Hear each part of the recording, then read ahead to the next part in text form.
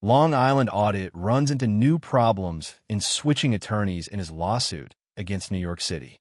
After one quits, the new one can't get her act together to properly practice out of state.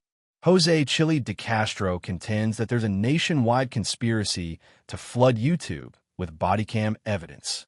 Says that police are repairing image in the wake of the George Floyd protests. Plus, Floyd Wallace finally gets himself to jail. See his mugshot and read the details of yesterday's sentencing. All this and more on this edition of Auditing Insanity.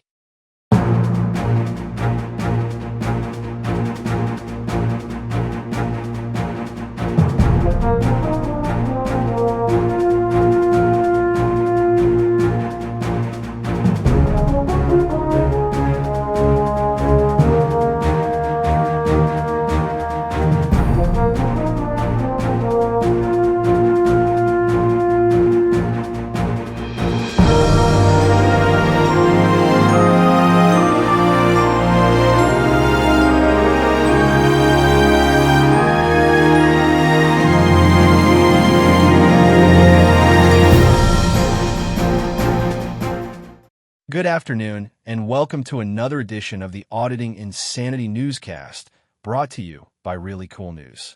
I'm AI Johnny Jones, and I'm here for another quick but jam-packed edition of a newscast tonight. Long Island Audit screws up with his newest lawyer. Floyd Wallace and Jason Dollarhide are in jail at the same time. What's going to happen there? Plus, Chille DeCastro gets paranoid about the world again. Will he melt down even further? All this going on means it's time to ask you to focus on Delete Laws details nationwide PSYOP theory. An increasingly paranoid Chille DeCastro went live again on Tuesday with a second in a planned line of attacks on YouTube channels featuring police bodycam videos which he alleges are part of a nationwide psychological operation on behalf of the police. In DeCastro's latest theory, the nationwide PSYOP began after the death of George Floyd. In DeCastro's contention, the massive backlash felt across America that gave rise to protests was not because Americans cared about Floyd, but because they were enraged at the police who killed him. At this point, the PSYOP began on a nationwide level in order to rehabilitate the police in the view of the public. Several pro-police YouTube channels were created along with an unofficial nationwide network to tip off these channels as to which case numbers were to be requested by these channels to feature. DeCastro's evidence of this conspiracy came with the owner of the Columbus Police body camera's announcement that he had been fired from his job as a police officer for violating his station's social media policy. Because the man said "our" and "we" instead of "my" and "I" at times when discussing his channel, DeCastro pounced on this as proof of a larger conspiracy as the man was not acting alone in the production of his channel. YouTuber DeCastro also became enraged at the large number of super chat donations that the Columbus Police body camera channel received during the broadcast DeCastro reviewed. He screamed in outrage, at one point, that the owner of the channel would soon make more money off of his YouTube channel than he would as a police officer. DeCastro then directed his fans to donate to his PayPal account and make the amount a monthly reoccurring payment. While he admitted he'd be attacked for making the request, he said it wasn't out of line to further his goals. Addressing his Constitution headquarters board game, DeCastro claimed that he had sent off the game pieces to his branding guy this week. He said he needed another week to finish the article and amendments pieces of the game and then it will be done and sent to the same branding guy.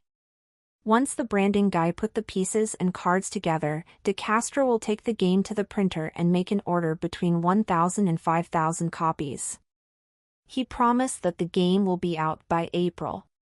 DeCastro also announced that his Constitution HQ channel has gained 40 subscribers since he rebranded the channel.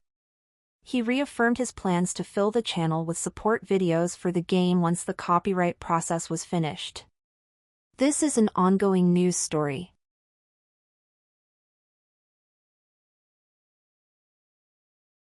Floyd Wallace mugshot released after conviction. After months of delays due to sex tours, random court rescheduling, snowstorm cancellations, and temporary fugitive from justice statuses, Floyd Wallace reported to Oklahoma's Cleveland County Jail. Wallace had a plea deal in place for months that would see him plead guilty on one count of obstructing an officer from a 2023 incident where Wallace was performing an audit on behalf of Chille DeCastro in the parking lot of the police station located near the Cleveland County Jail. In that incident, Wallace was acting strangely around parked police vehicles on a live stream and was confronted by a local police officer. He then refused to comply and was taken into custody briefly before being released to return to the parking lot to rant on a second live stream later that day. Wallace skipped his final hearing to impose the plea deal, as he said he overslept, but later found out that the Cleveland County courts were closed due to winter weather that day. He did not contact the sheriff's office or the court to tell them that he was delayed and simply thought that the court would reschedule without contact on his part. That was not the case. A warrant was issued for Wallace's arrest that would become a felony conviction after 30 days if he didn't turn himself into police. This weekend saw Wallace raise money for a trip to Oklahoma, where he would presumably turn himself into his attorney and then see a judge to figure out what happened next. Somehow, he ended up in Columbus, Ohio, and made the long journey to Oklahoma, arriving on Tuesday instead of Monday. Wallace met with his attorney on Tuesday and saw a judge where he pleaded guilty to the single charge. He received a suspended sentence of 1 year and 1 day, 30 days in county jail, and approximately $518.23 in fines and court costs. He was taken into custody and immediately began his sentence in county jail yesterday afternoon. The YouTuber is expected to spend up to 2 weeks of his 30-day sentence in county jail. As previously reported, Jason Dollarhide, whose wife made allegations of sexual assault against Wallace in 2023, was also being held in the Cleveland County Jail as of Tuesday afternoon. It is unclear if the two will be put in a situation where they will interact. This is an ongoing news story.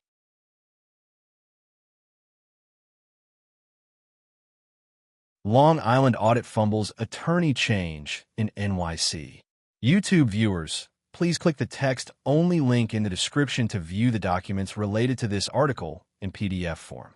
Sean Paul Long Island Audit Reyes attempts to have a new lawyer named to take over his lawsuit against the city of New York at least temporarily failed as attorney Karen Munoz Trevino's attempt to appear pro-Hack Vice on his behalf was denied due to a filing error. Attorney Munoz Trevino is the latest attorney presented to represent Reyes from the Latino Justice Pro-Def Civil Rights Organization.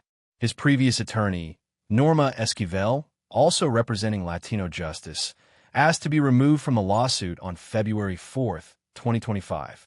The court wrote on Monday, notice regarding deficient motion to appear pro HAC Vice. Notice to RE file document number 121 motion for Karen Munoz Trevino to appear pro Hack Vice. Filing fee $200. Receipt number NYSDC 30702373. Motion and supporting papers to be reviewed by clerk's office staff. The filing is deficient for the following reasons. Missing certificate of good standing from Supreme Court of Texas. Motion needs wet signature because different PACER account. Refile the motion as a motion to appear pro Hack Vice. Attach the correct signed PDF. Select the correct named filer/filers. Attach valid certificates of good standing issued within the past 30 days. Attach proposed order. BC. Essentially, Karen Munoz Trevino is an attorney based in Texas. She is not licensed to practice law in New York State. Should her request be approved, she'll work with a local attorney to vouch for her in order to practice in the state.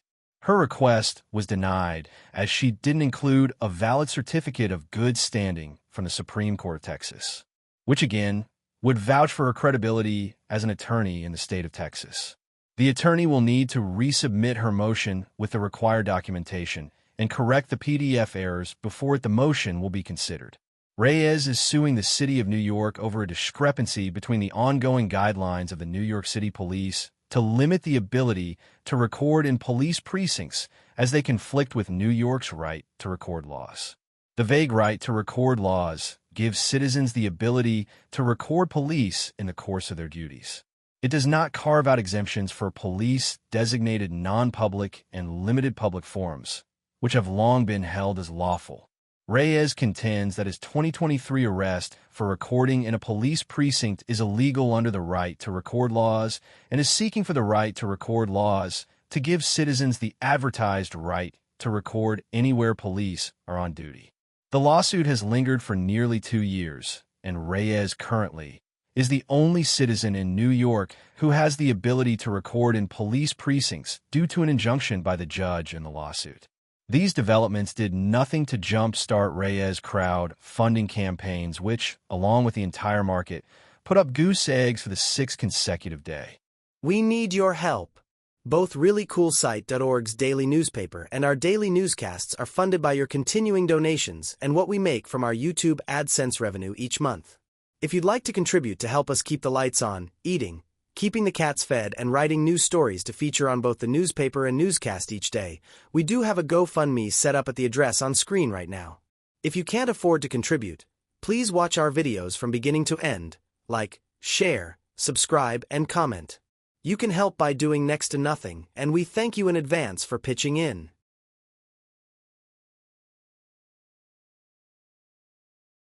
And we're back. Tonight, we don't have much to say. We've been uncharacteristically busy with new news stories. Thankfully, one more day, and we can technically retire from the GoFundMe column and be free forever of the night terrors at 3 a.m. every morning. Not even Parson can save this ship. And on that note, we're out of here for another evening. Take care, all.